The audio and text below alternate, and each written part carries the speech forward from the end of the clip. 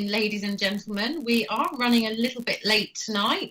This is the Shelley Tasker show here, coming out of Cornwall Revolution Radio.blogspot.com. Oh, it's good to have you company. If you'd like to join in with the live chat, please click on the live chat room link on the top right-hand side of your screen, just below the player of your choice. Hosting along myself tonight is Charlie Rainbow. Nina's having a night off due to car trouble. And we have two guests this evening. The first guest is the lovely Kerri Robinson. And the second guest is Colette DeGeovanni. Never say that right. Hi, Kerri, and welcome to the show again. Hi, guys. Thanks for having me. I'm just explaining to our listeners, we're running late. We thought it was all going well, and it wasn't playing. Anyway, so Kerri... nattering away, and then it... and she has to go over it again. But it doesn't matter. Just... a quick brief. I met Kerri's done 3 talks now. The one that I saw was the Bournemouth video that went quite viral, didn't it, Kerri? Yeah, I got a fair few views, yeah. A few views, yeah. And she probably shocked a lot of people as well. Yeah. Hannah basically said, you need to get this lady on the show. So she is here, and a very warm welcome again, Kerri. And I appreciate this is a difficult subject, but you're also trying to do some self-healing as well, and it's good to talk, isn't it? Yeah. So we'll go back to the beginning to when you were 17, and if you can start retelling the story, my lovely, that would be awesome. Yeah, sure.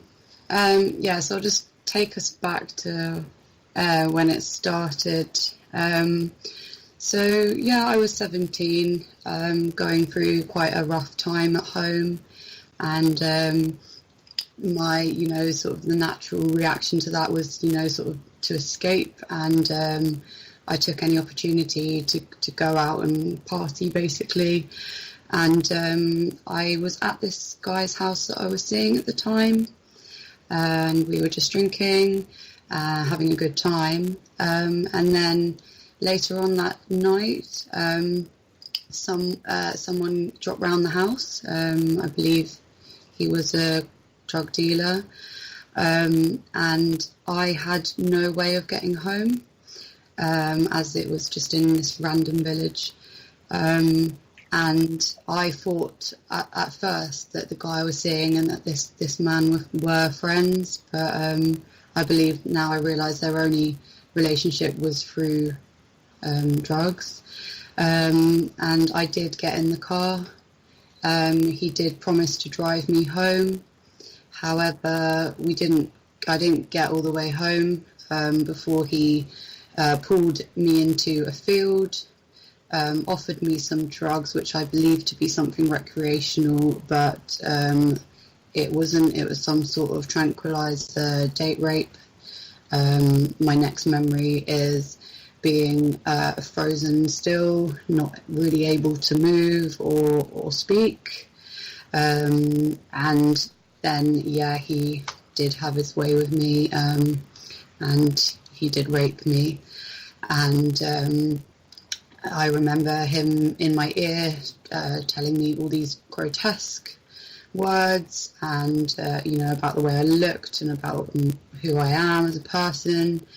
And my next memory is sort of completely dissociating from my body.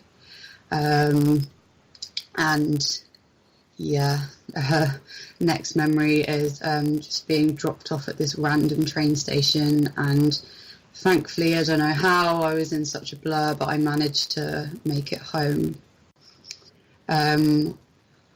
I was taken by my mum to the Rape Crisis Centre. However, at this point, that word hadn't crossed my mind. I was in complete denial that what had happened to me was rape. So I completely shut down any support from this service. And to be honest, I just completely buried this incident, and I just played it off as an unpleasant encounter, but I was drunk, and I got in the car, and I guess I blame myself. But I've realised now how dangerous it was that I just had buried this for all these years, because it was clearly affecting me, and it was starting to really surface and manifest. I even started having these attacks at night where I could feel myself being held down and raped again. I could even hear his voice in my ear again. I could even feel his breath. And psychologically that is usually termed as sleep paralysis.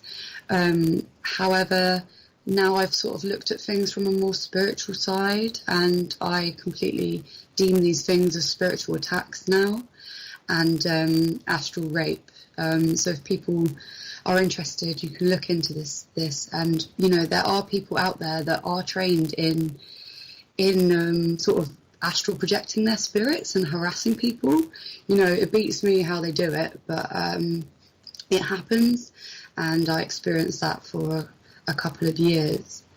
So I then started to realise, sorry, now I just said how frightening. Yeah, but even with all this going on, I was still in denial about the rapist. Like I still like somehow just shut it down as like my own problems with my mental health. I didn't realise that this was all actually rooted from what had happened that night, and like how he was harassing me in the time from it.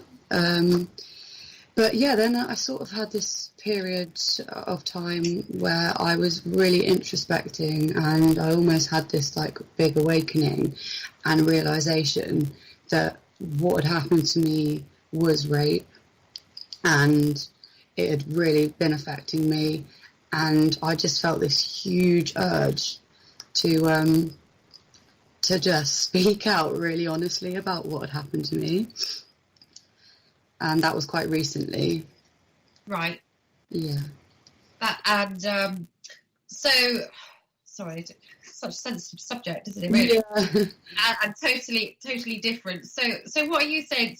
So this guy, he raped you, Mm-hmm. and then mentally, I mean, I'm a great believer. I've managed to project out of my body many years ago, and do astral travel. Yeah. But you feel then that for the next couple of years, you were actually being raped via a satanic force, via like astral projection. Yes, yeah, 100%. Like, I didn't realise, I didn't know of this term or that people were able to do that until I've now, I've realised that he basically is definitely a Satanist, and I've, looked into it, and that is most definitely what I was experiencing.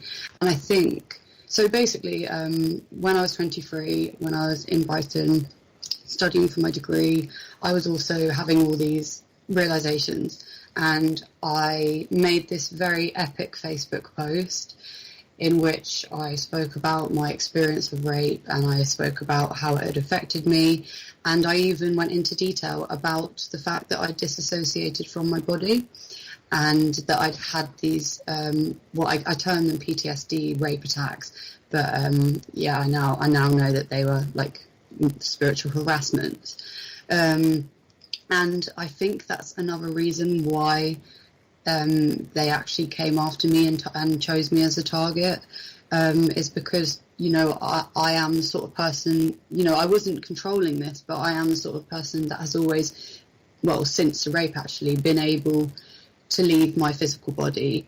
And I've had all these during the last 5 years. I've had loads of experiences of sort of lucid dreaming and just very, very bizarre supernatural experiences where I've been in the sort of astral realm. So I think that is another reason why I was maybe an easier target, because I had that ability. But yeah, so in my Facebook post, I was just completely honest about everything. I had such an amazing response. It was very empowering to be so vocal about something that I'd hidden for 6 years. And I even got in touch with so many other survivors of sexual assault. It was very shocking how prevalent it was. But it was also very rewarding to, have the solidarity of helping other people and speaking out for them even a couple of his ex-girlfriends, because I did name and shame him, even a couple of his ex-girlfriends felt comfortable telling me about how he'd actually abused them also. So yeah, it was an amazing time, but there were repercussions to me doing this. Like what? Yeah, okay, this is where it starts. Yeah, this is where it starts getting bizarre. So 2 weeks after I made this Facebook post, I found myself being targeted. I didn't know anything about this term, being a targeted individual or gang stalking, before it was inflicted on me. But I started to find myself being surveyed and being followed, not directly by my rapist, but indirectly through multiple people. And yeah, this was clearly to instill me with fear and destabilise me. And yeah, people that are like targeted in this manner are often people that are like whistleblowers or activists, or people that are threats to people in high positions. So I've come to realise that the man that raped me is most definitely quite, got some high influential positions of power, and to be frank, part of a Masonic cult. So yeah, I'd describe like what they did to me as like no touch torture methods. So it's just like methods of like psychological harassment that it doesn't produce much forensic evidence, so it's very difficult to take it to the police. And again, if and even if you speak about it to your friends, it's done in such a way that it does make you sound like you're losing it. But what sort of thing was going on, Kerri? Yeah, so just like I said, people following me, lingering on my streets, threatening comments made towards me, bullying remarks, things like more than average. Some people, like someone shoving into me in the street, just little things, but over time they could really damage someone psychologically. All my social media accounts got accessed. I believed that my devices were accessed when I was in hospital. I'll come into that further. And my house was actually broken into and infiltrated at one point.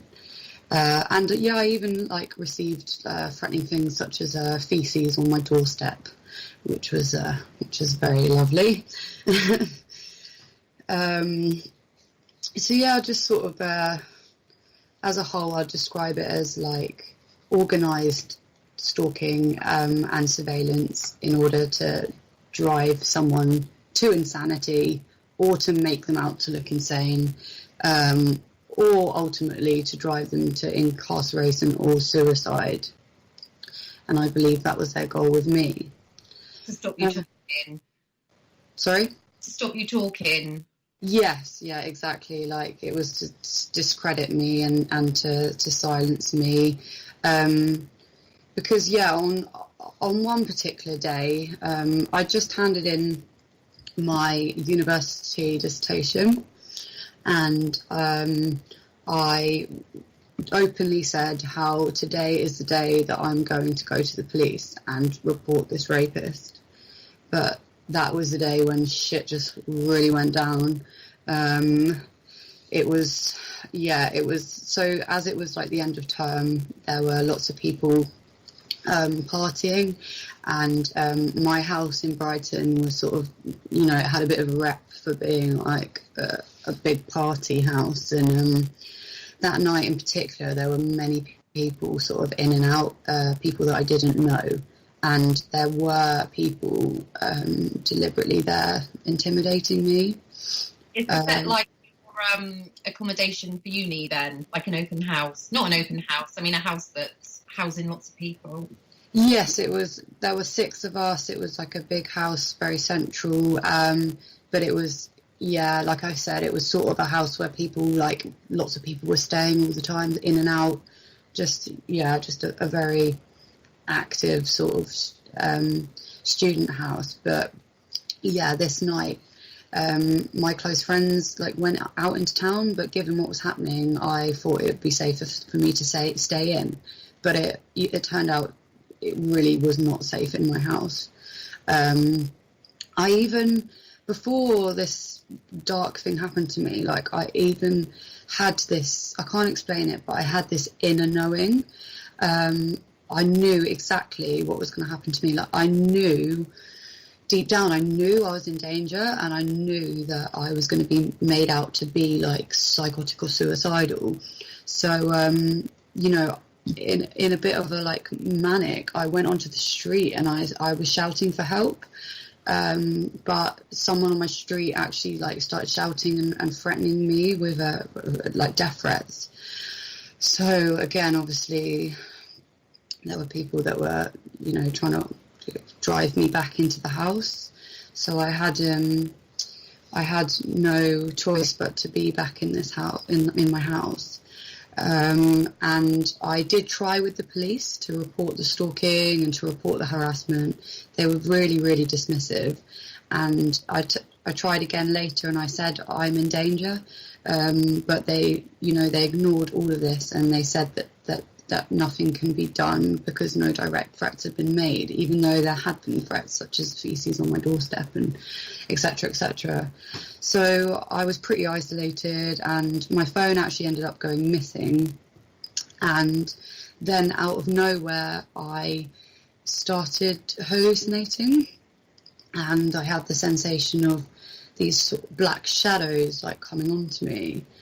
So yeah, and I have memories of me actually shouting, I've been drugged and I need help. So yeah, I most definitely believe my drink was spiked by someone that had infiltrated the house that night.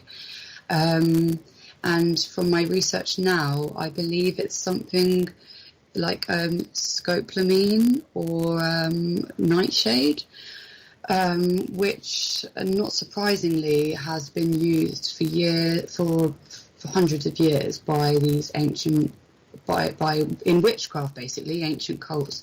And it's a mind-controlling drug, and it basically puts the victim in a state of hallucination and sort of psychosis, and also, like, the following day, you don't have memories exactly of what's happened.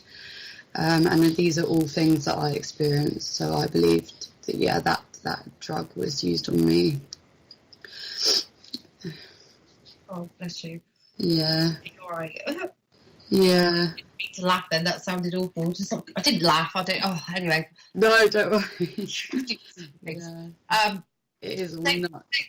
So you were out screaming in the street, hallucinating, having a form of like psychosis because of the drugs that had been you'd taken unknowingly. So what happened next? You're in the street shouting, people ushered you back in the house. Yeah.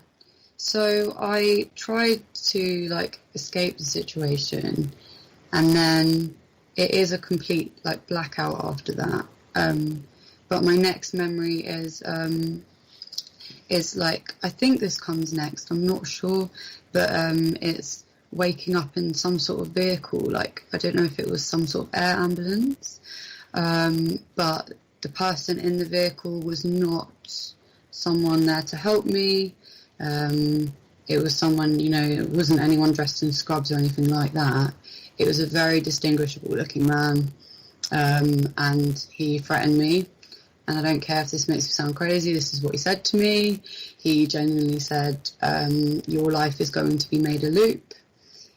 He tried to tell me that they were aliens. And then he said, welcome to the government. Of course, all these things are going to make me sound insane, but I really don't care what anyone thinks anymore. Like this is what happened to me. And then my next memory is face down on the floor, and I'm being circled by a group of like 6 people, and again, they weren't people there to help me. They were nefarious people. I remember them laughing and really violently slashing up my coat. My sternum is now very predominant, which it wasn't beforehand. So yeah, I have reasons to believe that I was deliberately attacked and injured. Right. So then I wake up in the hospital in Brighton. I remember being very distressed, and I was trying to fight off all the injections and things. So I now have all these deep scars all the way down my back.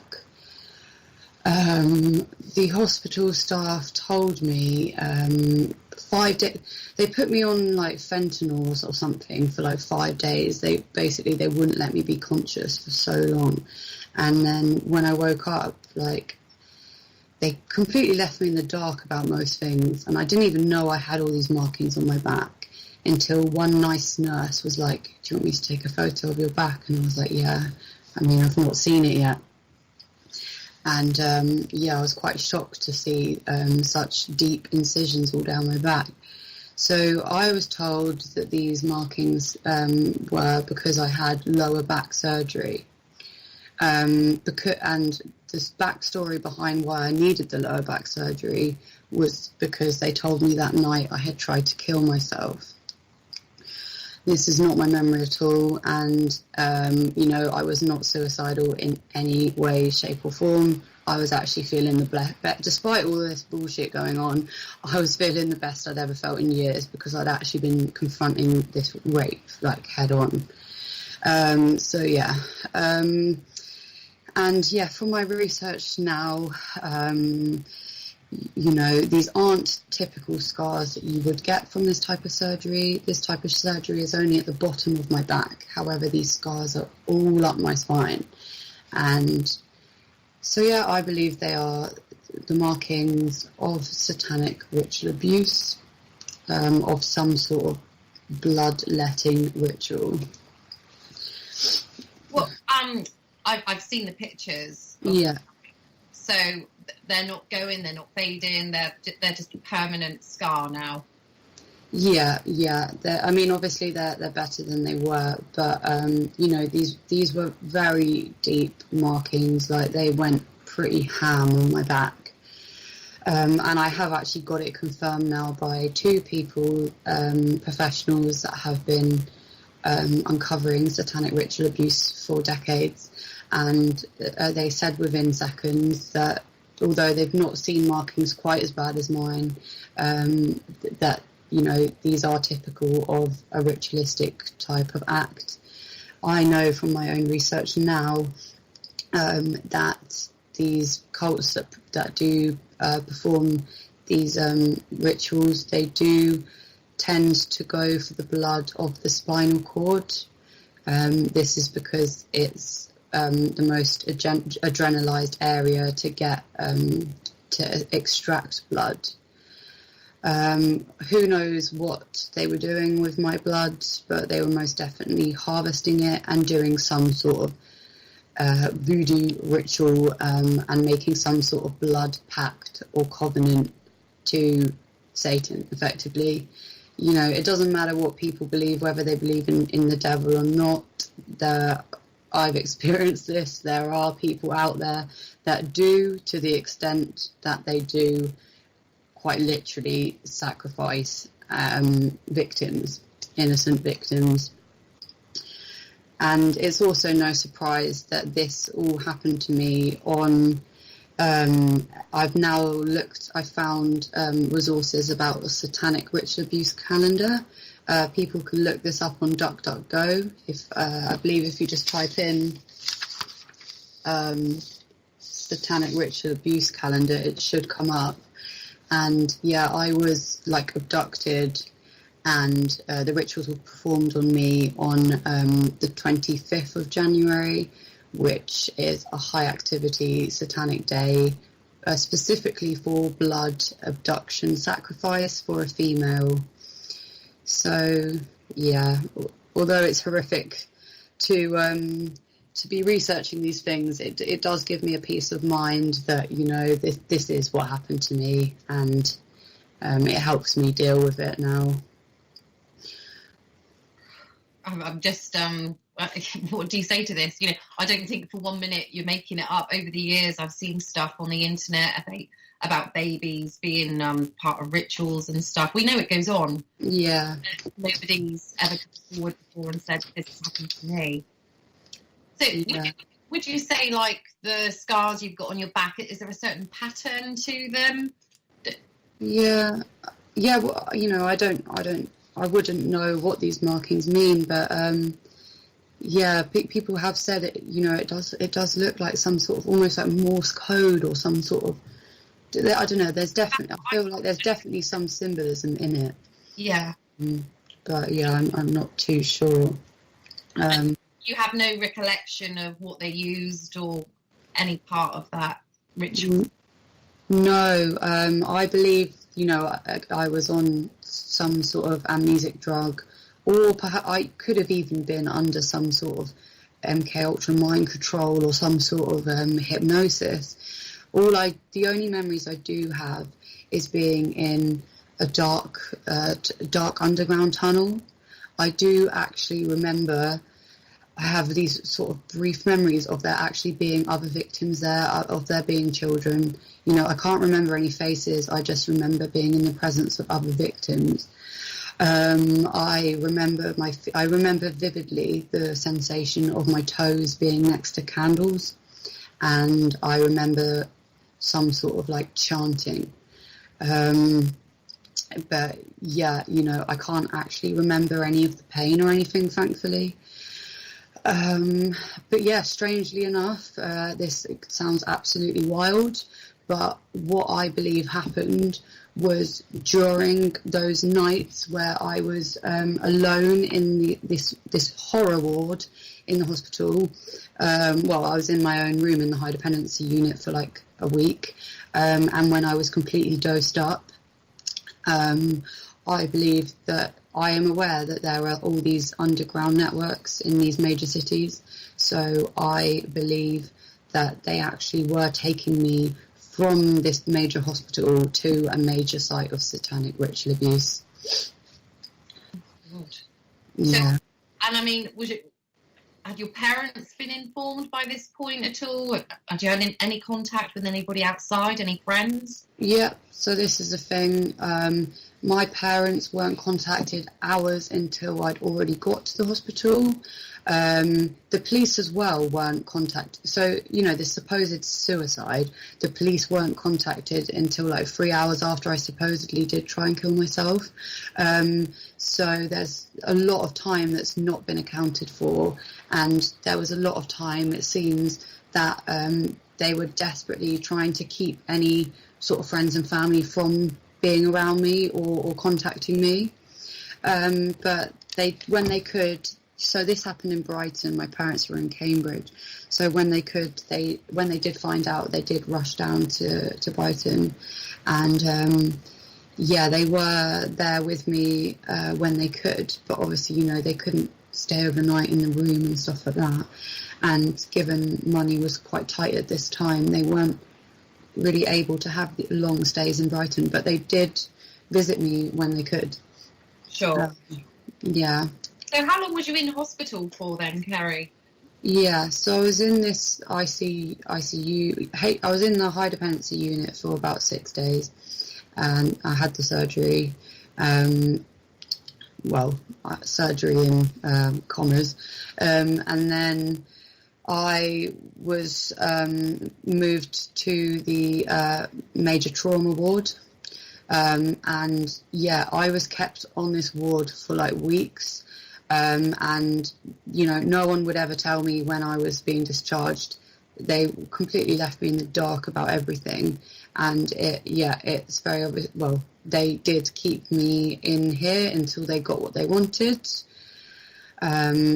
Which obviously, a way to discredit me and silence me was to get me institutionalised. So during my time in this hospital in Brighton, I was being extremely maltreated. you know, I not only with my care, but like I was verbally being threatened and bullied again by certain members of staff. I tried to call out for help on Facebook, and they were even monitoring my Facebook. And they came and told me to delete all my statuses about the hospital. And when I was in hospital, all my accounts got access. So there was clearly some infiltration on the Wi-Fi there or whatever. And yeah, they were just keeping me really isolated. Like my parents would ring the ward to check up on me and they wouldn't tell me. They didn't even give me a Zimmer frame to use. I just found one. It was the wrong height. Just the list is absolutely endless on the things. And they would wake me up in the middle of the night with bright lights, and they would like force me to take all this sedative medication and things. And yeah, just things were not done officially, and they were done purposely, not only to make me like physically uncomfortable, but to actually make me mentally intimidated. And you know, it was such a confusing time. I was trying to work out what the hell had happened to me, and this was just, it was just absolutely horrific. And things even get more crazy. Like on one occasion, the man that raped me actually did enter the ward with his father. I recognised his father because I'd seen photos on Facebook. And they were just there talking amongst themselves, laughing. And clearly this was a way to show that, yeah, they had orchestrated everything. And, you know, there wasn't anything I could do. I was paralysed in bed. Well, not paralysed, but I was bedbound. And, yeah, it's just obviously another, like, ritualistic way to, like, humiliate me and intimidate me. But, you know, I didn't even respond. I didn't even give him any reaction. I just wanted to remain as headstrong and calm as I could to try and get the hell out of this place. But they deliberately were like pushing, obviously, to try and get me to go to this mental health hospital. And I was supposed to be discharged, but literally, they were trying to push for me to get another surgery, which I believe was, you know, I wasn't scared enough. So they were trying, again, to get me in another sedated state where they could do their weird rituals on me again. So I refused the surgery. This was on my wrist because my wrist was slightly sprained.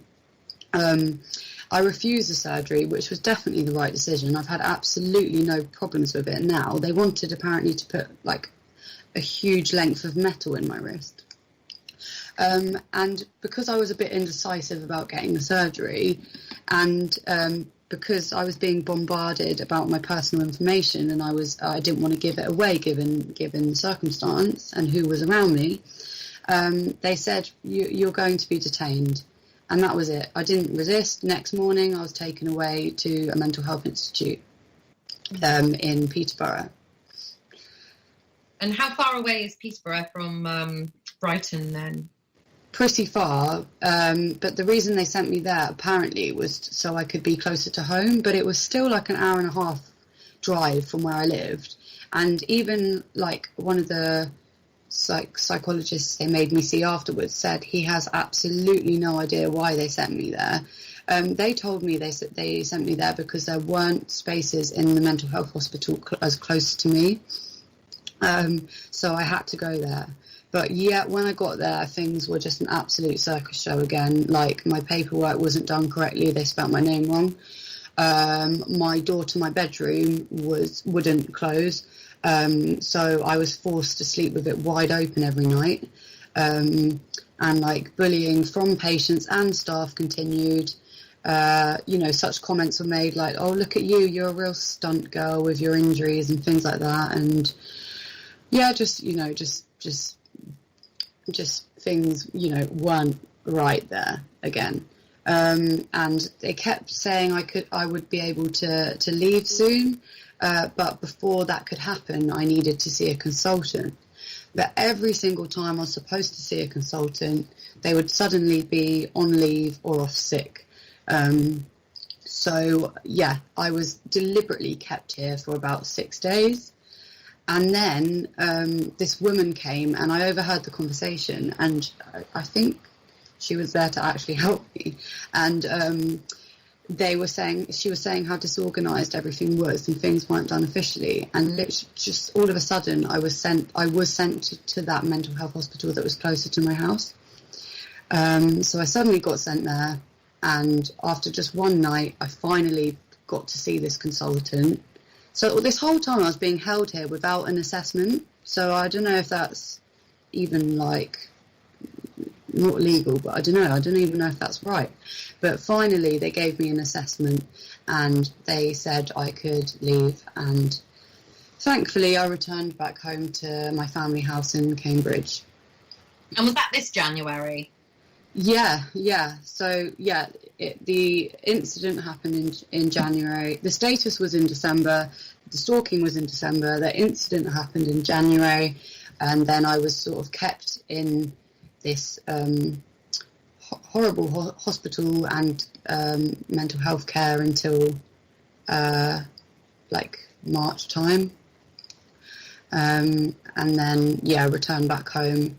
But unfortunately things weren't quite back to normal when I got home. My accounts continued to be accessed, and there was still some sort of like stalking and harassment continued. And they obviously had all my information from all these places where I was supposed to be cared for. I have a strong reasons to believe that they were, during this time, they were obviously gathering intel on me and my address back home and things like that. Yeah. So, and whilst this was going on and you returned home, was you getting any more of the spiritual sides of harassment at night time? Well, just sort of everything. I was getting all these signs and stuff when I was in hospital, like that, things were quite supernatural. Like I was, it's just things that people were saying to me were like very significant. Like even one of the nurses said, like, follow the signs. And it was more like when I returned back home to Cambridge, like I had this whole host of like supernatural experiences and occurrences. Some, like, I would say demonic, and some I would say angelic.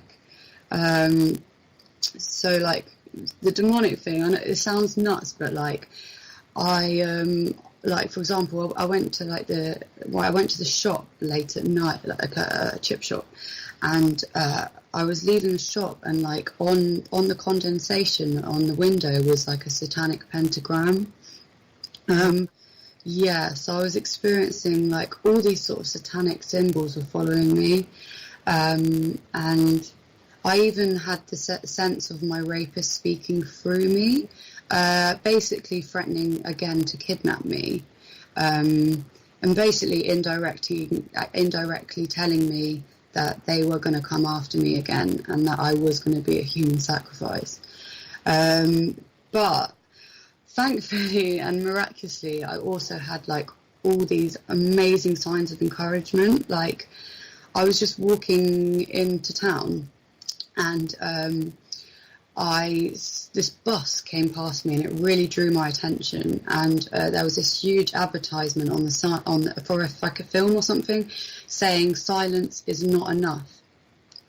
And I was like, wow, I just had that feeling. It was very significant.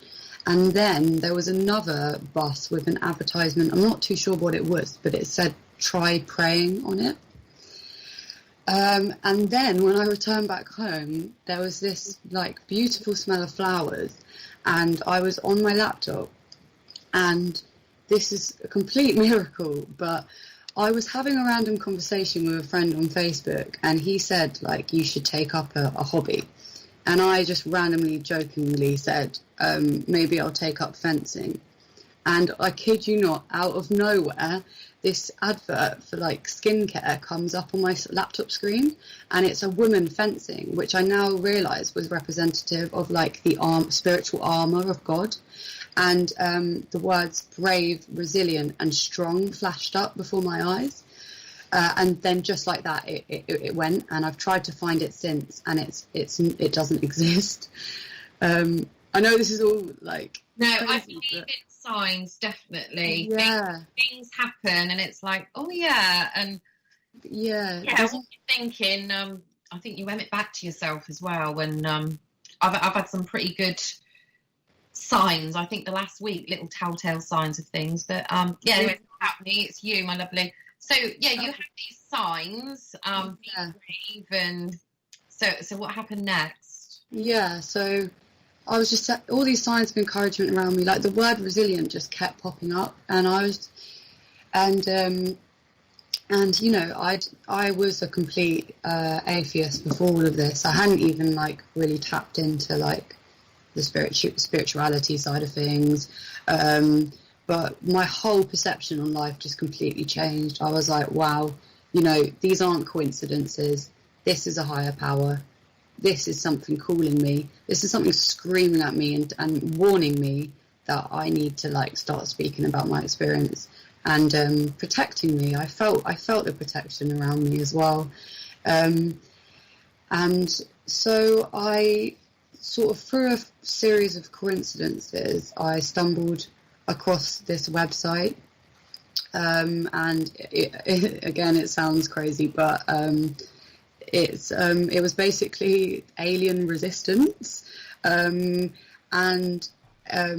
it's basically all these testimonies of people that have had these like supernatural abduction or satanic experiences, and all of them were speaking of how they sort of were deceived into believing that they were like alien, but they realized that these weren't like alien experiences. These were like satanic ritual experiences, and these were experiences of people with this dark power and their ability to summon and control like demonic entities. You know, I didn't know any of this existed until I actually witnessed it. But so that website led me onto my faith. I contacted a sort of spiritual warfare counsellor, and I personally found my relief through Jesus Christ. I started doing prayers against any spiritual attacks and any forces of evil in the name and authority of Jesus, and everything completely subsided since then. I was getting these night attacks again where my mouth was actually being muzzled, which is very representative obviously of what they were trying to do to me. But in my dreams, I trained myself to literally say, in the name of Jesus, I bind and break any legal right of any demon, and I am free in his name, basically. And things completely subsided. And just since then, I just continued to explore God. And on my birthday this year in October, I had a really special day. And this woman actually sent me a Bible extract to read.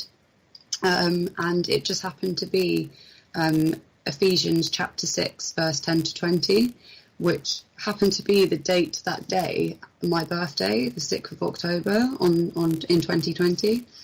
And it just really popped out at me and spoke to me. And it was about putting on the armour of God to withstand any warfare against the devil. It was telling me how, you know, our struggle in this world is not against flesh and blood. It is in the spiritual realm. It is against like the rulers and the principalities of the dark world. And it was telling me to put on the breastplate of righteousness and take the shield of faith, the sword of the Spirit, and the belt of truth. And it ended with the phrase saying that I must speak fearlessly to make known the mystery, for I am an ambassador in chains, and I should declare it. So I just started praying on that, and I did some fasting as well, not completely depriving myself of food, but I just like sacrificed coffee, sugar, alcohol, cigarettes, everything, and I did that for 2 weeks, and then I made my first ever public speech in Birmingham. So I'll interrupt you quickly. Yeah, go for it. Yeah, so you fasted for 2 weeks. You kind of like had a detox. And did you feel that by doing that, then that gave you your strength for your next step? Yes, 100%. I just detoxed from any negative lifestyle choices, and I found my strength personally through the power of prayer. There really is power in praying, like even just mentally, like it's mental reinforcement of positive things. But I've also found that I sort of felt like I was given the strength and courage from God by asking it in prayer for 2 weeks, basically. Oh, bless you. Yeah. You're what, 24, Kerri? Yeah. Yeah, so you're a year older than my daughter, really, and yeah, shocking. So you've got this power, which I'm a great believer when you switch from all negativity and you allow yourself time to heal. Yes. Greater things will happen. Yeah. So you got up, and where was the first time you got up and stood up? And did you plan it? It was in Birmingham. It was actually on Halloween, but the event was called Halloween, and ironically, like the night that they abducted me or whatever, it was a full moon, which again, it seems that these cults do sort of align their sacrifice days or whatever with planetary alignments and with the moon and stuff, because I believe it's when like the veil to the spiritual world is like at its thinnest. Yeah. But I gave my speech when there was a full moon, but it happened to be a blue full moon, so I just thought I'd play them at their own game. And yeah, it was such an epic day. Like I've never been one for public speaking. I've always shied away from it, but this felt like my moment, and I just knew I had to do this. Like I knew, some people might have thought that might have been quite dangerous for me, but I feel like my protection has come from God, and my protection is from speaking out and setting my truth free. Definitely. Yeah. So in Birmingham, so was you going to a rally? Did they ask you to speak, or was it just like chat? Yeah, it was a freedom rally, and I just got a speaker spot because I've got good friends that help organise the freedom rallies, because since March, despite all this going on, since my injuries healed up, I've still been like quite involved in these freedom marches, and I'm glad I have now, because it was a really good place to sort of meet like-minded people, and I knew that this topic would be better received. There wouldn't be anywhere else where it would be better received, because a lot of people at these marches are awake to the fact that these powers and these this level of corruption does exist. So yeah, I just had a spot lined up, and I didn't tell everyone exactly all the details of my story. I just got up there and did it. And yeah, since that day, I've now spoken out 3 times, and I'm hoping to like make some more video content and things. And it's been lovely to. I've recently met another survivor of satanic ritual abuse, Samantha Browns. Her story is very different to mine, but obviously there's a lot of commonalities.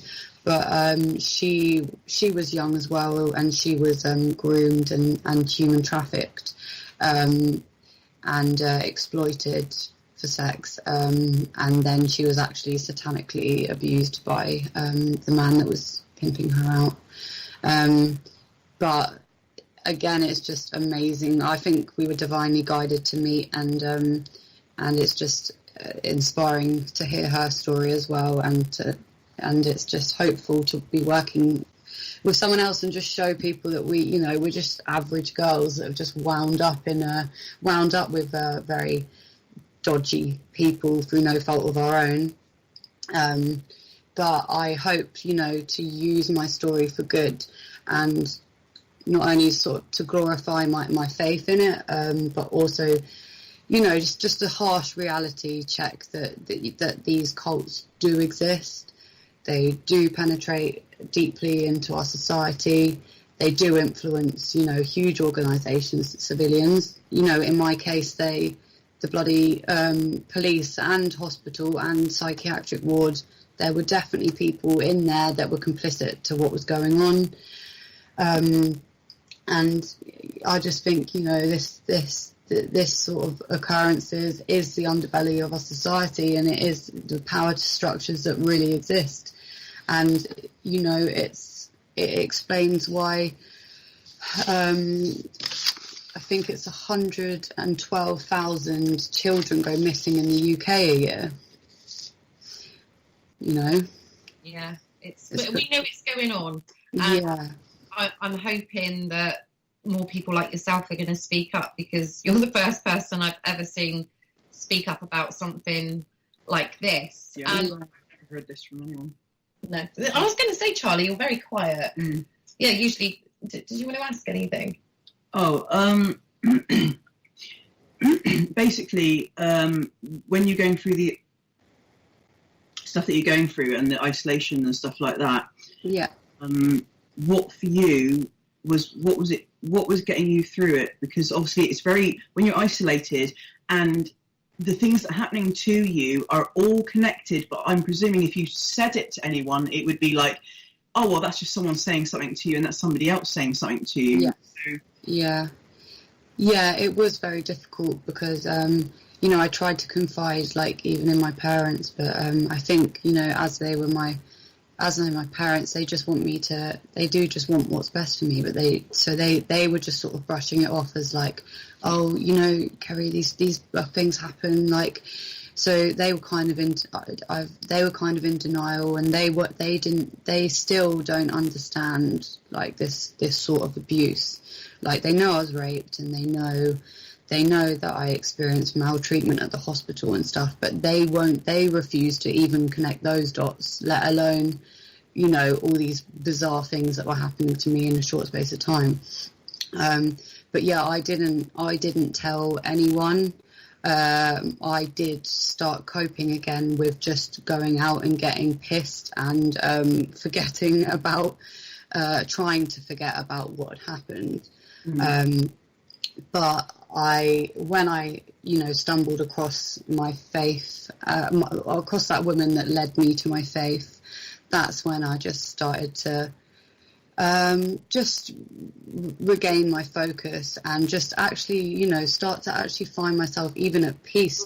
Amongst all of this, I really have started to feel at peace, and that has mainly come from my faith and from being able to speak out, and from the reception and from the help of people like you, giving me a voice. And I've had amazing support on my Instagram channel and at these rallies, and I've not quite got around to telling even some of my closest friends yet.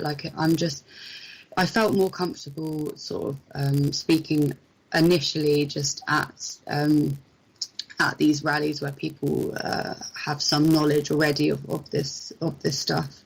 But I'm still on my journey, and I'm still working towards spreading my story further.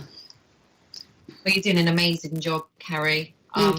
You're so brave, and I can't thank you. Oh, I can't thank you enough for coming on. I think it's probably stirring up a lot of emotions out there, because like Charlie said, she's not we're all at different places in our awakening at the moment, aren't we? Yeah. But I mean, just being with like-minded people is enough, because they're not going to look at you and laugh and judge you. Exactly. And I find at the moment there's so much hate in the world, and people are so quick to judge. Yeah. Have you had much hate at all regarding it? Have you had people telling you you're a liar? Yeah, a little bit. I've seen some comments of people obviously saying like, some people like saying that I'm crazy, or that I've made it up. Someone even said that I did that to myself. I don't know how I would do that to my back myself, and I don't know why I would do that. Laugh again, but no, you can't. I mean, that was, like you said earlier, like some sort of code imprinted on your back. Yes. Have you heard any more from these people? Are you getting any more, like, I suppose because you're feeling protected, you're keeping it away, you're not feeling harassed anymore since you've spoke out? No, I really have felt I really have felt protected, and I really have felt like things have subsided. But it is worrying, because this man is still roaming the streets, and all the other attackers are as well. And of course, they know everything about me, and of course, they've still got a huge vengeance on me, and I'm still a threat to them. But I hope they will now leave me alone, that I have been vocal, and so many people do know what's happened to me. And if I were to disappear, it's very obvious what would be going on. And I didn't want to say his name at these protests, just because I don't want to stir up any further no, of course you don't. Further problems. But if anyone does want to know this man's name, then I could message Lee. I have been privately messaging, because he is a very dangerous individual. But obviously, because the police was so either corrupt or just negligent, I did give up with their help. But I'm taking matters into my own hands now, and I have actually got some plans to do some detective work and fully expose it, because I now have a lot of information that basically reveals the cover-up in the hospital. Things are starting to I'm starting to just gather the confidence to try and actually tackle it in a bigger way now, now that I've had the relief from speaking. Have you ever tried to, some spiritualists, I mean, I have no experience with this, but some spiritualists believe that there's a spiritual cord between you and somebody else once it's developed. Yes. Have you tried, trying to somehow detach that cord, or? Yes, you're right.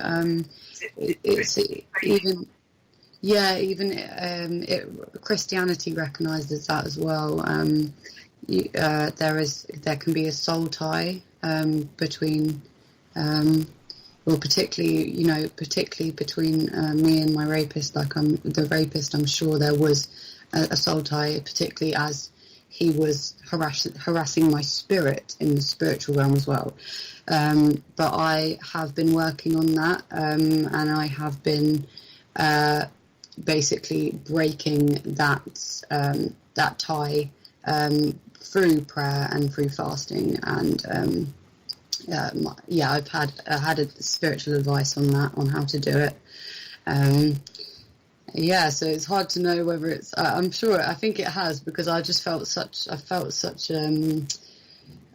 much lighter recently. So I feel like I have sent back that negative association. Yeah. Oh, I'm so glad you're coping, and we're gonna have to leave it there. I've got a million questions. We'll have to have you back when you're a bit further on in your research and stuff, Kerri, and what other stuff you've found. Yeah, I'm still finding things out every day, and I'm still just sort of working out what the next steps are. It's still always quite confusing, but. Well, very, I should imagine, yeah. And I suppose it's going to be a long time where you're going to get images popping up in your mind, and it's another piece of the puzzle, so to speak, isn't it? Exactly, yeah.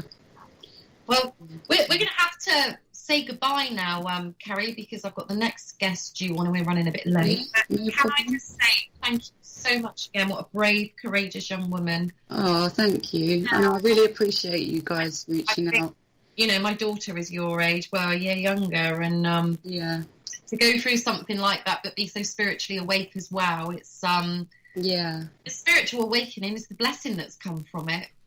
Yeah, exactly. Like, I even would say, you know, I don't regret making that post or anything, because without it I wouldn't have found God, and I would have just continued with like sort of negative lifestyle. But yeah, I'm feeling spiritually refreshed now, weirdly, despite their best efforts to do the opposite. You're a strong woman. That's a really difficult thing to have gone through. Yeah. Yeah. I think there's going to be lots of people like Charlie, and I've never heard of it before, and to lots of people it would be like it's a bit unrealistic, and I don't mean that. I wouldn't doubt that for 1 minute, because we know, you know, the X-Files have been going on about these sort of things for years, and it's all like in our films and stuff, you know. It's just, it's not actually fantasy. Like, this stuff does go on, and it is protected in a systematic way.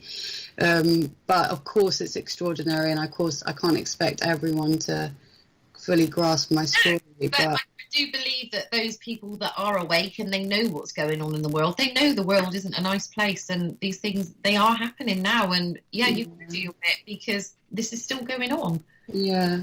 Hopefully we're going to have a bright new world. Well, they reckon about 5 years. I don't know. I think we'll get there. I think it will get worse first. But, I think it's very dark. It's in the biblical prophecies. Like, it will get worse, but then it will get better. We're in a big spiritual awakening. Wow, it's like a big spiritual war at the moment, isn't it? That's what I'd class it as. Hate out there, and I don't know, but love will always outweigh hate. Yeah, exactly. I've found love over fear. Can I just shout out my Instagram and stuff? Of course you can. Go for it. So, if anyone wants to follow my journey, I'm on Instagram at Robin, ROBIN_reborn. And I've also got a BitChute channel where I've just released a few videos sort of going into more detail about what happened to me. So yeah, thank you. Oh, you're welcome. Well, you have a lovely evening, my lovely, and stay in touch, and we'll do another chat in a couple of months to see how you're progressing. Okay, awesome. All right, my darling, you take care of yourself. Bye, guys. Bye. Bye. Bye.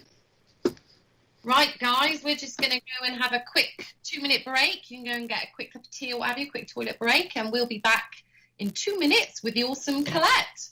Speak to you in a bit. Don't go away. I have Charlie Rainbow with me tonight. Nina's got car problems, is having the night off. And we are now on to our second guest, Colette DeGeovanni. Did I say that, Colette, right? DeGeovanni. DeGeovanni. Oh, I'm awful with names. Like deja vu, but yeah. Thank you for coming on, my darling. It's No worries. We spoke about this months ago, and we're finally catching up. So it's great to have you on. So yes, yours is one of the cases. You spoke up, and another freedom speaker, another truther. You spoke. I first met you at a rally in Truro when you talked about your mum's death. I appreciate, again, it's really difficult subjects we're approaching tonight, but I do believe approaching them is healing as well. So I'll hand it over to you, Colette. If you can start right at the beginning, my darling, of, you know, what was wrong with your mum, where you were at, and we'll go from there.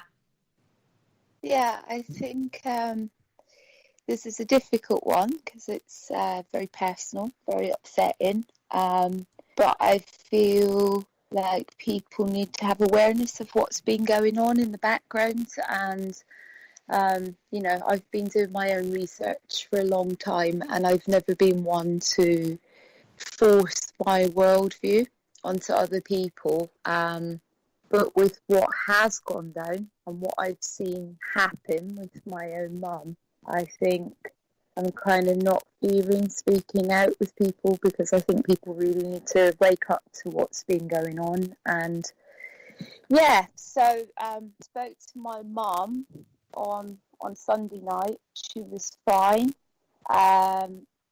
after the phone call, she'd had a bit of a chest infection. Doctor was called and they sent her off to bed.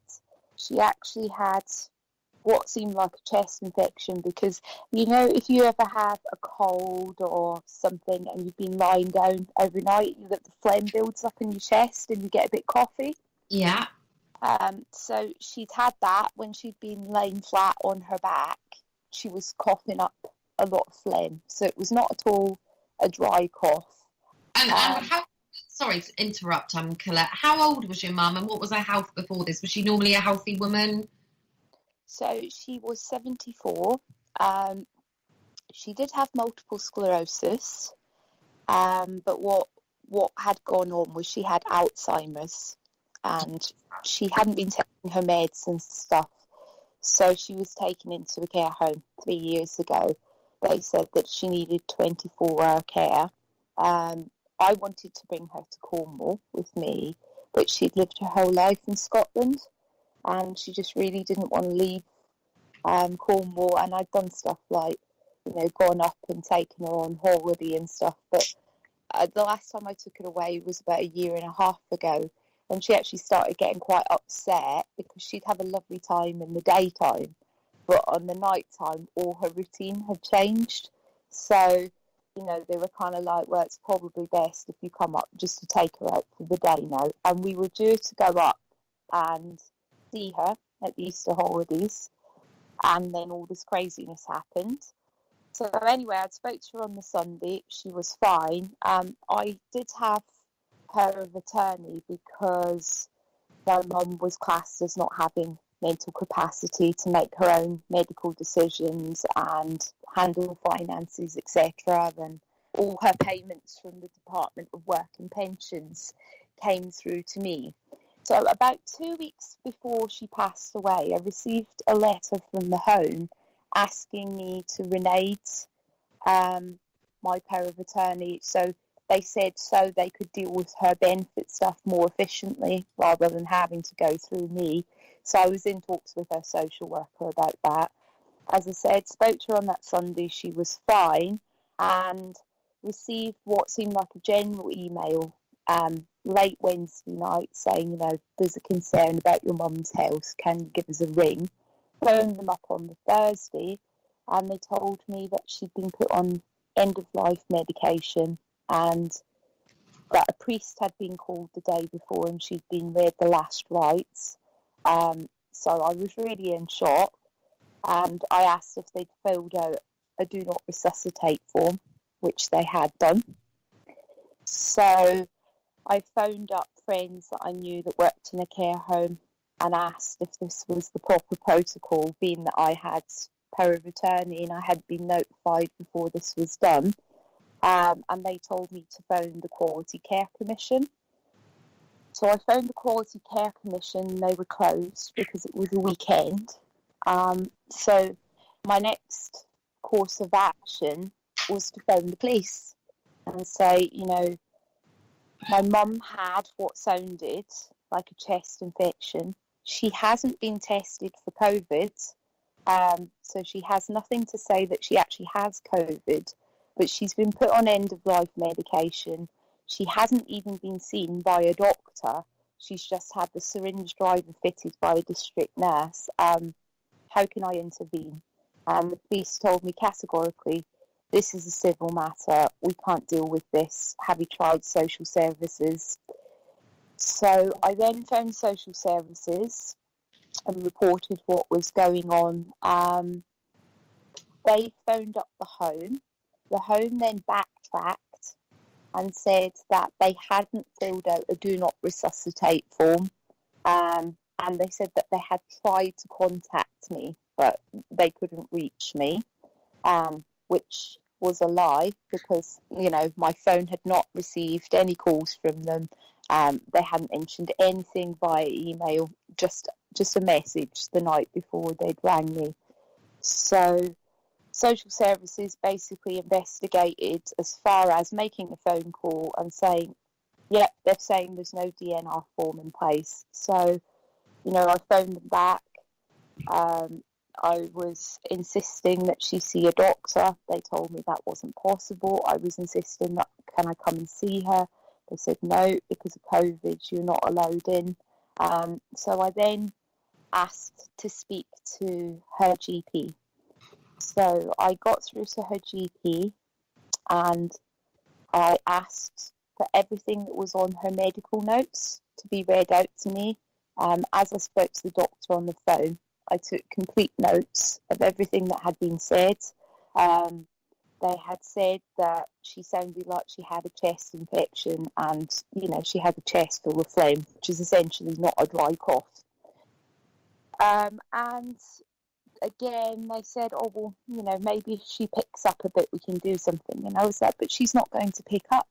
I said, I've investigated everything in the end of life care pack that she's on, and she's on morphine, midazolam, hyoscine. There's one that starts with L, I can't remember its name. And I said, and I've done my research, if she continues to have this medication, she's going to die, she's going to overdose. And I want her to see a doctor. And I was refused. I was told because of the COVID regulations that wasn't possible. So sadly, on the 8th of May, she did pass away. None of the family were allowed to go and see her and speak to her or anything. So, she died completely on her own without being able to have any contact with the family. And basically, 2 days after she died, I received a call from a doctor in her GP practice, and he was filling out the death certificate. I'm sorry, this is just, it's difficult to talk about, Take time, darling.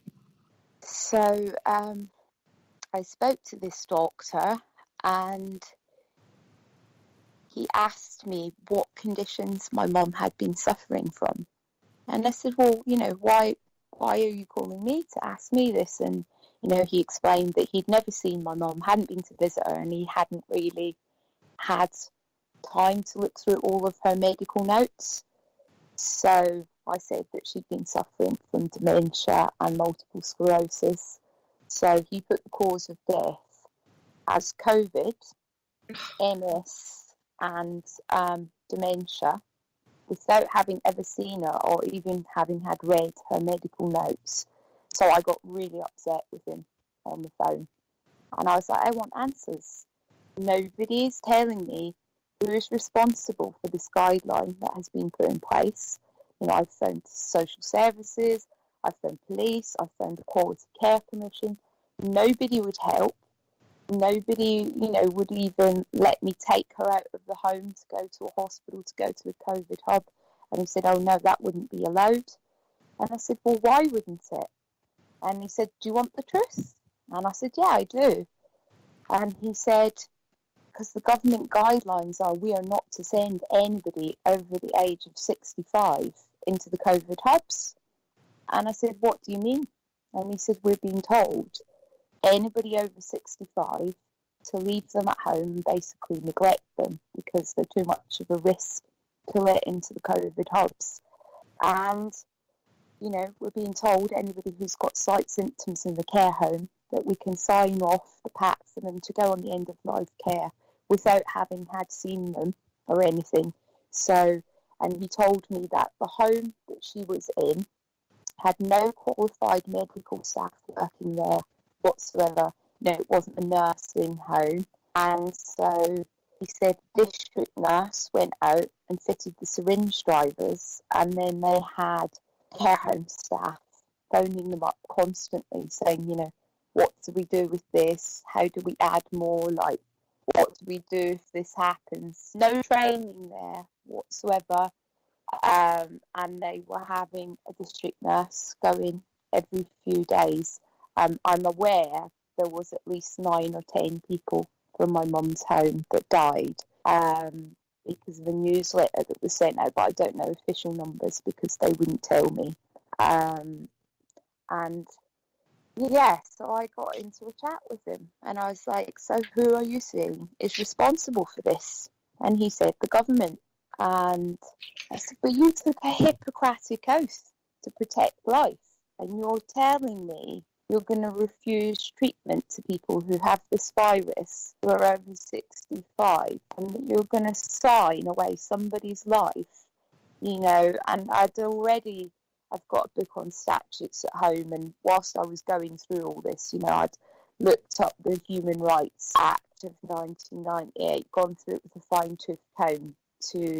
I'd also looked up similar cases where, families, like I can think of one case, Winspear, who took Sunderland NHS Foundation Trust to court because they'd signed a do not resuscitate for this lady's son, and they won the case. So I know that in law, things are tried by precedence. So I'd looked up these things, I'd looked up the human rights, and I'm like, this is against Article 2 of the Human Rights Act. And also it's breaking Article 14. Article 14 is all about the right to enjoy all of your other freedoms expressed in the whole Act without discrimination.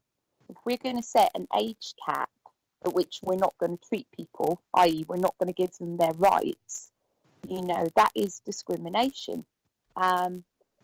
And he said, I agree with you on everything. He said, there's a group of us up here who have started a petition, and we feel like the government is basically trying to silence us. We don't like what we're having to do. And I said, can you tell me, can you pull my mum's medical notes up now? And he said, yes, I can. And I said, can you tell me, was a do not resuscitate form signed and when it was signed? And he told me the do not resuscitate form was signed the day that they put her on the end of life medication, which was the last day in April.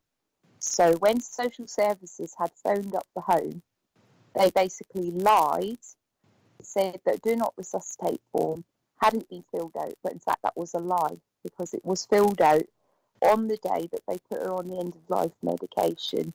So they both put her on the end of life meds and filled out the do not resuscitate form without my consent. Now, I'm aware, obviously you've got medical experience, Sherry. I'm aware that sometimes it's not appropriate to resuscitate, an elderly patient who might not be in a good way, particularly, if they've been on end of life meds. But the point of the matter is, I had power of attorney and they didn't even ask me.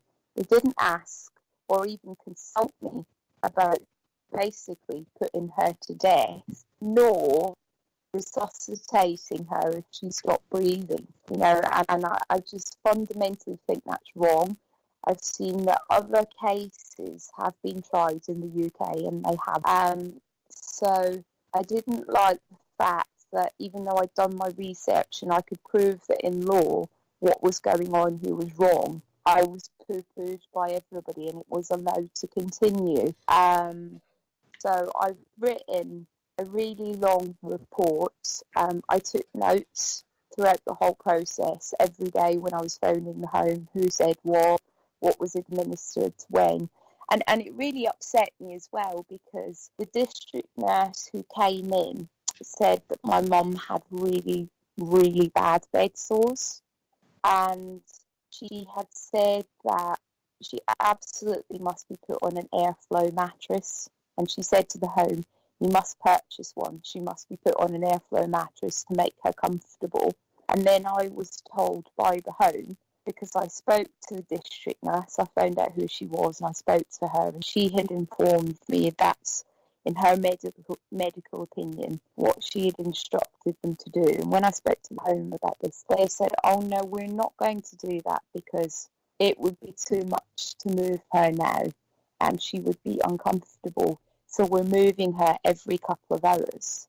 And I was like, well, shouldn't you have been doing that anyway? Is that not why she's got the bed sores? Because she hasn't been moved. So basically, I'm appalled. I'm appalled. My mum basically had no choice, no consent. Family had no choice, had no consent, and Article 2 of the Human Rights Act was broken. Her right to life was taken away. She was left in bed, really uncomfortable bed sores, taken off food and water, and put on medication to die. And this Coronavirus Act is what is being used in defence. I wasn't allowed. I contacted the Prosecutor Fiscal in Scotland, asked if I could have an autopsy. I was refused. Still haven't even got the death certificate in my hands. So this is all rotten. It's rotten, and I'm calling for a public inquiry. And I would just urge anybody else out there, and I have spoken to them who've got similar stories, because I worried that this was only going on in Scotland, because there was a high number of care home deaths in Scotland, but subsequently from attending different freedom rallies and speaking to people, I've found out that this has happened in England as well. So I'm just urging anybody that comes across this story, and they know of anybody or they've got experience themselves, if this has happened to your loved one as well, I'm just urging people to speak out, because people don't understand what's been going on. We've all been told to stay at home. We've lost jobs, we've lost businesses, communities have been broken down, people are just dying of isolation and depression. And we're being told it's to protect our old people. And our old people have been abused. They've been abused. They've been refused the treatment in the COVID hubs that we were told. There was people out banging for the NHS. And absolutely, I applaud the NHS. They are wonderful, and we are lucky to live. We might not have the best healthcare system in the world, but, we're lucky to have a healthcare system that, if you do not have the money to pay for private healthcare, you can go and get treated when you're ill. This is amazing. But whole sections of our public have been refused medical treatment, and this is not on. We, the people, we cannot accept this from our government. It's absolutely appalling. And somebody has to be answerable to these guidelines that have basically taken life. And, there's a difference between manslaughter and murder.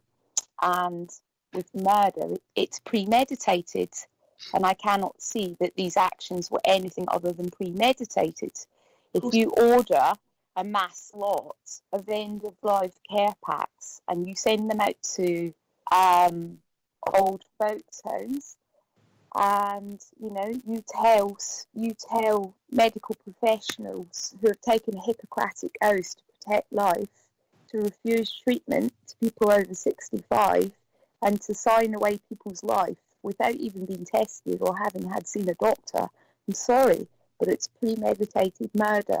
Yeah. And some people have said, look, you're upset because your mum's died and you just want somebody to blame. And I absolutely say that's not the case. I've lost a lot of people dear to me in my life. I lost my brother, I lost my sister. I never had a reaction like this after they died. They both died in an accident. It was tragic. It was unfortunate. But, there was no conspiracy. Nothing dodgy had gone on.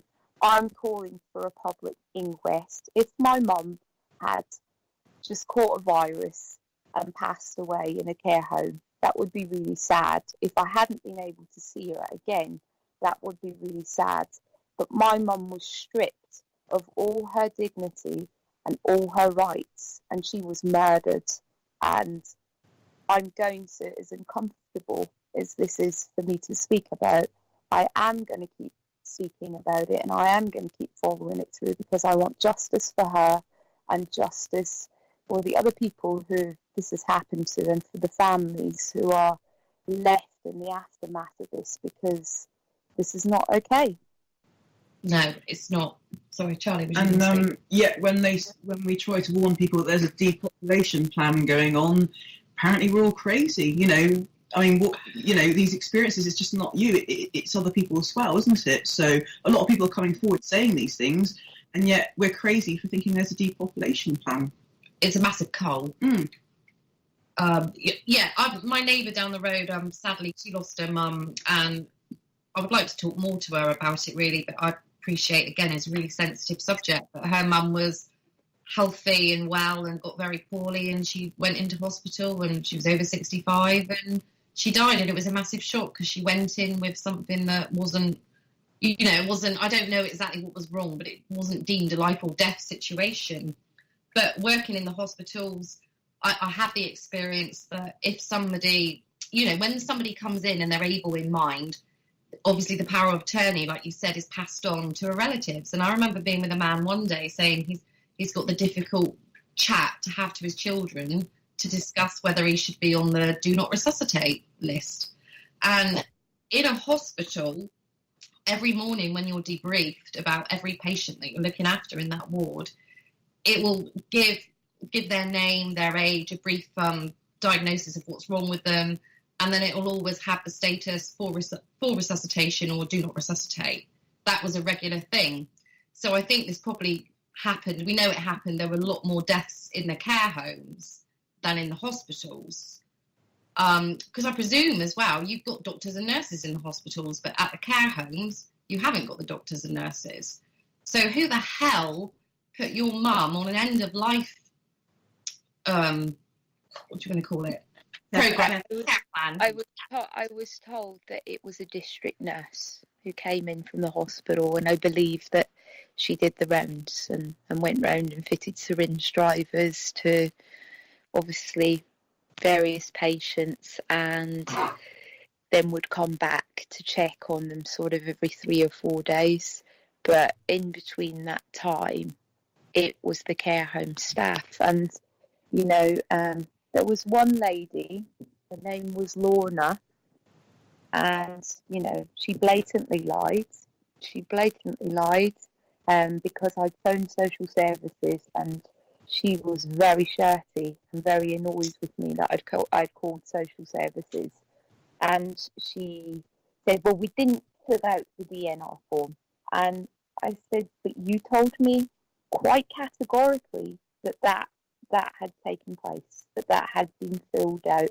And I know that is against the law. So you cannot blame me for reporting that to social services, because, I'm very concerned about what's going on here.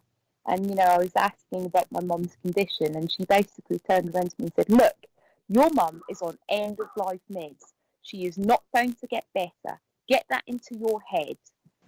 And I was on the phone. I just couldn't believe it. And I just thought, you heartless witch. You work in that care home, and you care for my mum. You see her all the time, and you're speaking to me like this, and you have no care about what you're doing. Now, I'm not accusing everybody who worked in the care home of being of that ilk. Everybody else I spoke to was very nice, because after the stay, I refused to speak to this lady. And it's a case of people are being told to follow orders, and they're being told that it's for the best of all of the people in the care home. But I've got videos of my mum. Now, she was not there 100% in mind, but now I've got some beautiful videos that I took away just over a year ago, and we were sitting in, we'd hired a little caravan on the coast, and she had a beautiful voice. I learned a lot of my singing from my mum, and we were sitting there, just playing Doris Day songs, and I was playing all the sort of old tunes that she liked, and she was having a good sing. And we went out to the sea, and she enjoyed going around little cafes. We're not talking about somebody who was completely gaga and couldn't enjoy life, and it was so sad. You know, I've got a box of her belongings, and there was little paintings in there because prior to all this going down, you know, they had an artist that was going in doing a project, and there was little flowers that she'd painted and stuff. We're talking about somebody who was still very much alive and engaged with life, and that was taken away from her. And that's not right. Not right. You know, if it's somebody's time to go, then it's their time to go. But yeah, we cannot stand for that as a country. We cannot stand for a state that is going to come in. As she, you know, I from the research that I've done, I don't think that the PCR test is fit for purpose because it throws too many false positives. It depends how much the sample's been amplified. I mean, the virus hasn't been isolated. So personally, I don't believe that the PCR test is at all trustable. I mean, I've heard a rumour that the guy who invented it said it shouldn't be used for viral detection, but, you know, that was on the internet. I can't say if that's a bona fide issue. That is, I've looked at that as well, yeah. And like you said, the amplification, it's got to be amplified about 40 times, I think, isn't it, to get any kind of result. But they can also amplify it as much as they want to either make loads of positives or loads of negatives. So they can make it go high and low as they want, which is the problem. And so your mum had COVID she's got COVID on her death certificate then, Colette? Yes, but even at the point at which she died, she still hadn't been tested. There was no test kits in the home. No. So my point is, I don't necessarily think that the test is fit for purpose anyway. But the point of matter is, at the point at which she died, she still hadn't been tested. And they put COVID as her number one cause of death. It just gets more and more, well, we've known, you're a truther, I see you at the rallies and stuff, you know what's going on. But it's like actually hit home to me this evening, the whole do not resuscitate, 65. Well, that's the age most people claim their pension, isn't it? Oh, yeah. Well, they're bumping pensions up. A friend told me the other day to 67. You know, they want people to work until they're 67. So they want people to work, pay their taxes, and as soon as they're ready to stop working, you know, that's the age at which, in this great crisis, they've decided people don't have the right to live anymore. And to be honest, 65 in this day and age really isn't old.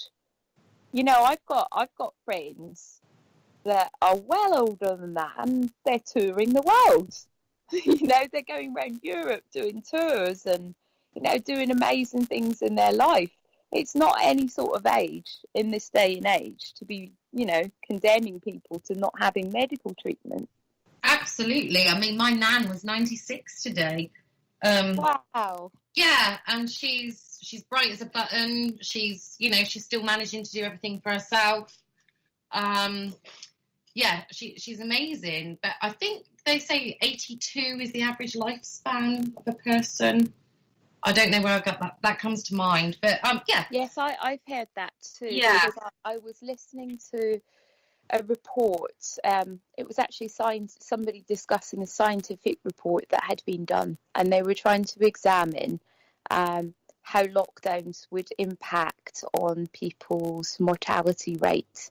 And so in that, they said that the average age was 82, and they found that the lockdowns and the change in, you know, people's connections, employment rates, all this sort of thing had a far greater impact on the mortality rate than actually the virus did.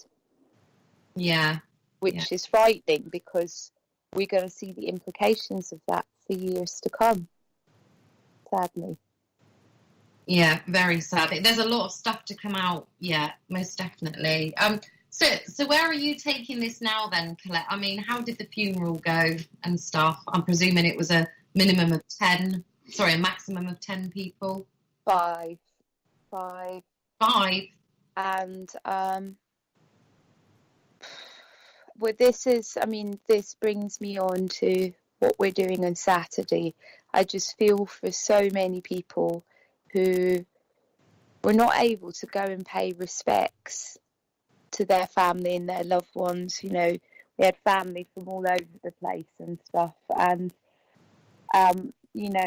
I just want to explain what we're doing on Saturday, and that is, we're holding a memorial service in Truro City Centre to commemorate, everybody that has died of the virus and people who died in the care homes, some of whom I believe were put on end-of-life medication and didn't have the virus at all. I know that is definitely what's happened in the case of my mum, and I know other people who've told me similar things. So many people who die. I mean, I have a really good friend who I play in a band with. He was going out with a lady 45 years of age. She had 4 children, and she had a gallbladder problem, and she went to the Derriford, was refused treatment, and she got peritonitis, and she passed away. Her youngest child of 5 has been taken into care, and the older 2 are still at home. But, we've got a lady of 45 who had 4 dependent children who, she was a single mum. My friend's absolutely gutted, he's lost his girlfriend, but, this is a 45-year-old who could have gone in and had a gallbladder up, but because she didn't receive the treatment, she died, and those children have got no mum now. This is what we're talking about. So many people didn't get to go and pay respect to her life or to my mum's life, or, all the people that have died. I mean, I actually, I'm a Reiki worker as well, and I'm working currently with somebody who tried to take their own life, not in a very good way. I've got a close friend who phoned me up at 8:30 one morning. So her sister had just phoned her up that day and said that, her partner had hung himself. His friend had done it the week before, and she was saying, that area's in lockdown. How do I get in there? And, I explained to her the process of phoning the police and how she could cross the border and get in to support her sister. But I remember all of these people, this is why we're gathering on Saturday lunchtime, to basically pay respects to these people, people that you may have known and you couldn't go to the funeral, or, you have friends that are in another county and you couldn't cross the border because of lockdowns, come along. And we've got like kind of little present tags, and the idea is anybody who's there can take one of the tags and write a little message to their loved one or the person that died, and we're going to have a little memorial with flowers and candles, just to pay tribute to all the people that we've lost, and also to stand and unite, because I know I'm certainly sure it's the same for you, but since I've been speaking out about this stuff, I've had a lot of hate mail. Oh, yes. I've had a lot of people really, like, so nasty. I've actually been threatened and stuff like that. And the point is, I'm not saying this stuff to be divisive and to create a divide in my community or in society as general. I'm saying it because it needs to be said. And the thing is, it's about us all standing together, and I kind of feel like we've been through the war in a way, when I hear like older people, an older generation, talking about how everybody had to pull together for the war effort. I feel like our country has been through a war, and I feel what's needed now is, not people arguing the toss over different points, who's right and who's wrong. We need people coming together in camaraderie, because our country's lost people, and we've got people in a real mess financially, just people who've been cut off from seeing other people. I just feel such sadness and heaviness wherever I'm going. Yeah, I do as well, Colette. And the hate. It's interesting that you brought that up tonight because, you know, I run a small photography business as well, and somebody has shared my advert and they put a great big paragraph about me being anti-mask and slating the NHS, blah, blah, blah. And I've been having a good day today, and then I was showing that, and I just instantly felt sick because you're just like, what is wrong with people? You're not allowed to voice your opinion or speak your truth. But I kind of get it that I like to think I'm hitting a nerve with them. You're questioning their truth, and you're stirring emotions in them. That's the only like positive thing that I have to come out of it, because I just can't see that everybody can be so vile and nasty. That there's just no need for it. Whether you agree or disagree, be kind, be respectful. The hate out there and the divide, and yeah, this is a war at the moment, and this is it's a spiritual war, if anything, I think. Good and evil for sure, because definitely. You know, you look at, I don't know what anybody else thinks, but when I sit and watch videos of Klaus Schwab saying where he wants to take us, you know, pretending that he's just capitalising on, you know, the COVID pandemic as a time to bring in the Great Reset. If you've been following the stuff on the World Economic Forum for the last few years, you'll see that this was a plan that was already in place. And that is the one thing that I'm really urging people to do, is to actually go do their research on the World Economic Forum, go and, you know, look up Agenda 21 and actually see where they want to take us, because, you know, I feel like the government are kind of stepping back and taking no accountability. They're saying, oh no, we're following the science. We're doing what the scientists are advising us to do. But in actual fact, there's plenty of scientists and doctors that are speaking out and going, we're really concerned about this new vaccine. You know, we're using a new technology here. We've got no idea of the implications. We've got the company that are running the system for cataloguing adverse reactions, putting out a desperate plea for someone to build a software upgrade that's going to be able to cope with the high volume of adverse reactions that are going to pour in. And I find this very, very concerning, because this is all being rushed out. And what I find very concerning, you know, basically I am a musician. That's what I do. The guy that I work with has got us a few tour dates in Holland over the summer, but I don't know whether I can commit to that or not, because I'm not prepared to take this vaccine, because I don't believe that its ingredients are safe. I don't believe that it's been well tested enough. And, you know, we're being told, I did say at the start of the pandemic that I could see, you know, health passports coming in, where we would have to have an app on our phone to say our medical status and if we've been tested or vaccinated. And people said I was a conspiracy theorist and a nutter. And no, this is mainstream. They're telling us that we're going to have a freedom pass. And this tells me that they believe that our freedom is some privilege that they can give or take away based on good or bad behaviour. You know, it's like a macrocosm of what happens in school, isn't it? And our constitution seems to matter none. And this was all spelled out, we know, a long time ago. This has been planned for a long time, but there is a series, is it Black Hole or Black Mirror, something like that? Black Mirror. And on one of theirs, I think it's already happening in China, isn't it, where they've got a social system of reward. Social credit system, that's right. Yeah. So, I mean, whatever happens in China first, you can bet your bottom dollar it's coming our way. Like the virus. Started there first, it came our way. But it always starts in China. They're the ones.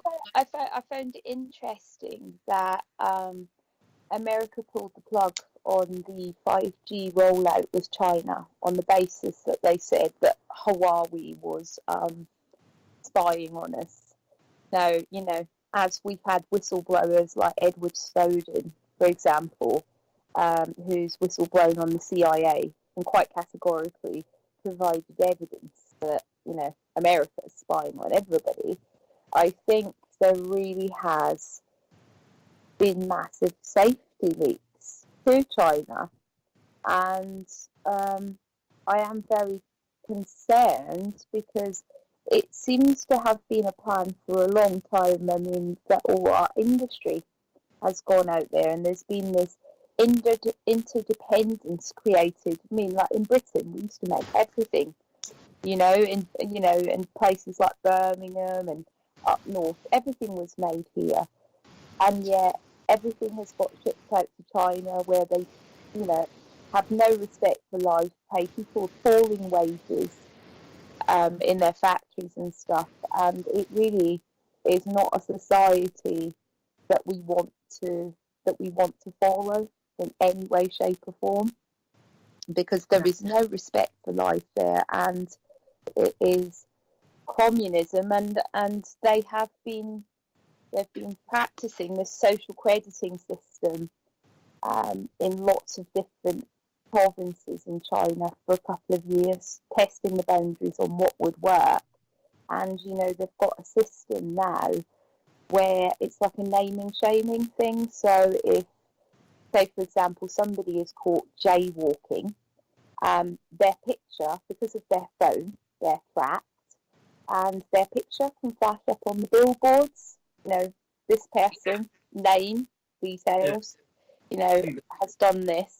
And what's happened is they pay for everything in China with QR codes for their shopping. So if you have a fine or something outstanding against your name, they can basically stop you from accessing supermarkets, restaurants, any of that sort of stuff. I think I heard last count over 1.5 million people had been stopped from travelling in China. And to get bad social credit points, some of it is ridiculous. It can be caught cheating on an online game, or ones that are pretty big on the list is saying anything on social media against the establishment. So you will get good social credit points for volunteering and paying your bills on time. But I can see a sense in certain things, like if you're playing loud music or being obnoxious on public transport, say, you'll get bad social credit points. But if you're caught cheating on an online game, you have serious detrimental points taken off your social credit rating. What kind of fascism is this? And are we not starting to see that here in our England? And certainly Scotland, I really feel for them up there, and they're having some pretty hefty freedom of speech bills brought in up in Scotland. I don't know what the agenda is with Nicola Sturgeon. Actually, the town that I come from in Scotland is her constituency, and in the last 10 years, it's become an absolute toilet, and she has done nothing to improve the scenario. There's endless videos on YouTube of people, there's people on there interviewing her and saying, what have you done? What have you done with the budgets? That we filmed this mess and this filth 4 months ago. You've had £1.5 million, and this is still the same rubbish. Where's the money gone? Why are you not sorting this out? And then, very disturbingly, my brother's moved back to the area now, and he's told me that there's human trafficking going on there. And he said that they're selling little girls as young as 8 years old on the street. And they are bringing a lot of girls in from Slovakia and forcing them to marry Scottish men and other girls they're putting on the game. So this whole area has been degenerated. All the sort of middle class Asians and white people have moved out the area, and it's an absolute dump. and out of this absolute dump, really nefarious things are happening. And I'm like, Scottish Minister, you know, why are you turning a blind eye to this? Why are you allowing this to happen? I don't understand. I don't understand why such awful, nefarious changes are coming in and people are not recognising it and standing up. I think a lot of people are recognising it, but I've started to realise, I think, that lots of people are followers and lots of people are leaders.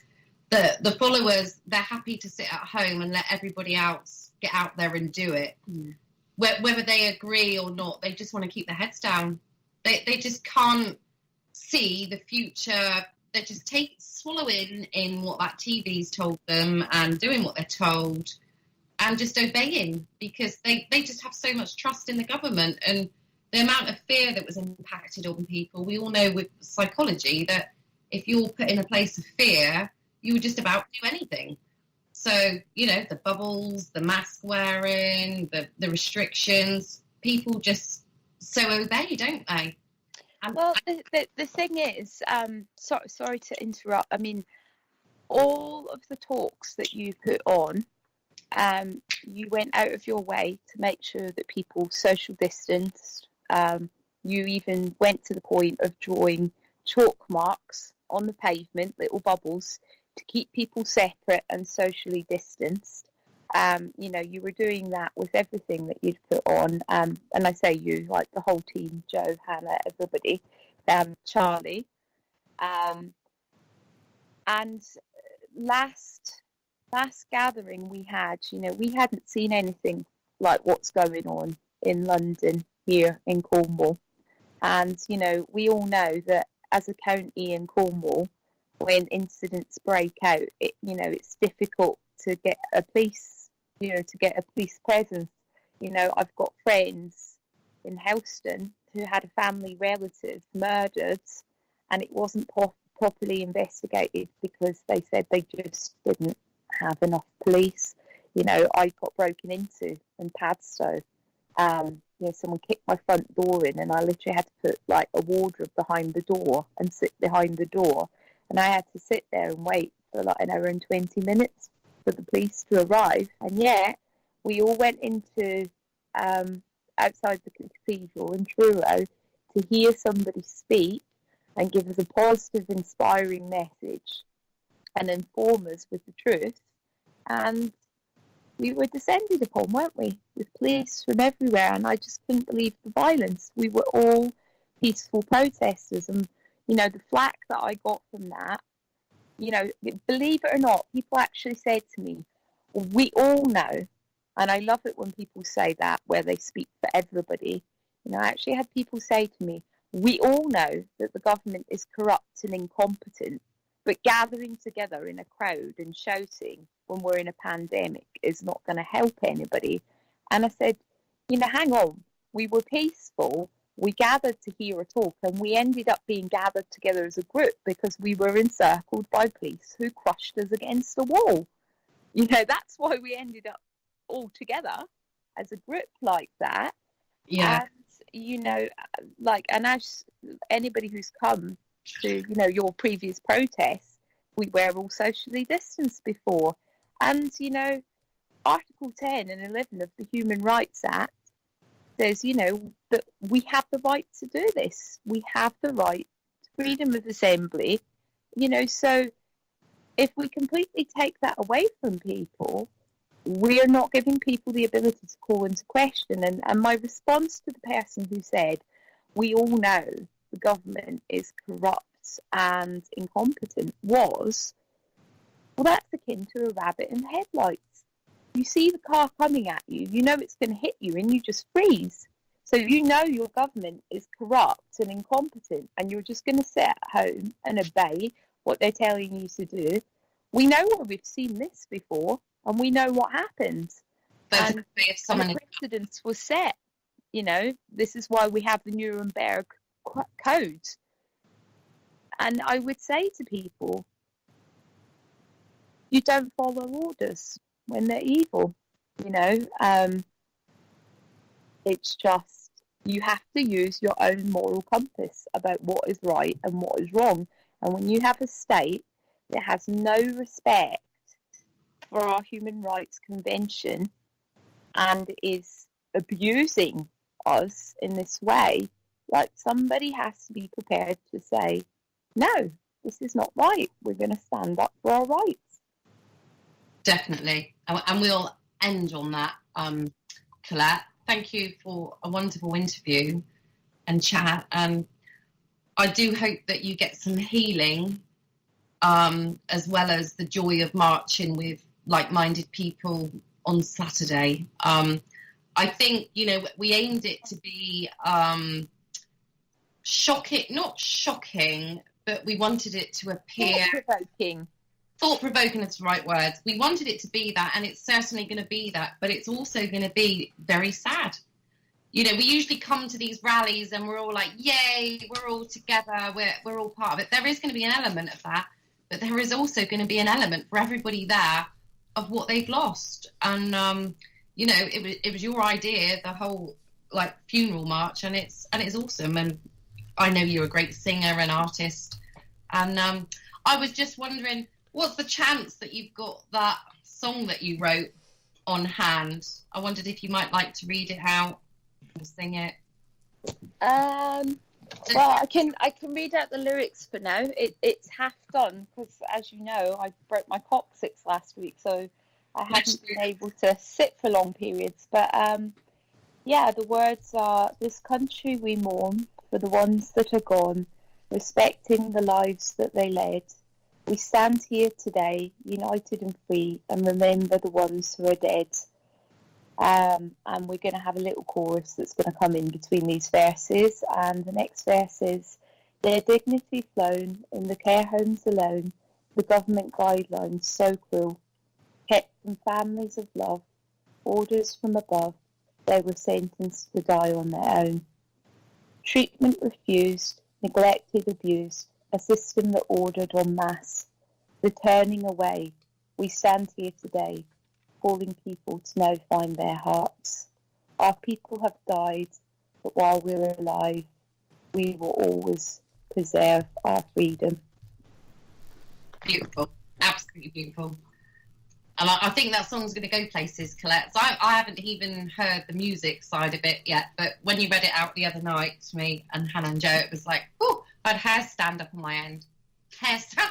Oh, my words are all slurred. The cocodamals are kicking in. I'm still taking painkillers for my fingers, so... It's crazy, isn't it, that we're all having accidents? It's like, I'm not being a conspiracy theorist here, but I'm like, my goodness, is the dark energy out to get us, We will not be stopped. Like, if I have to sit on one bum cheek to get this song finished, I will do. It will be done. Bless you.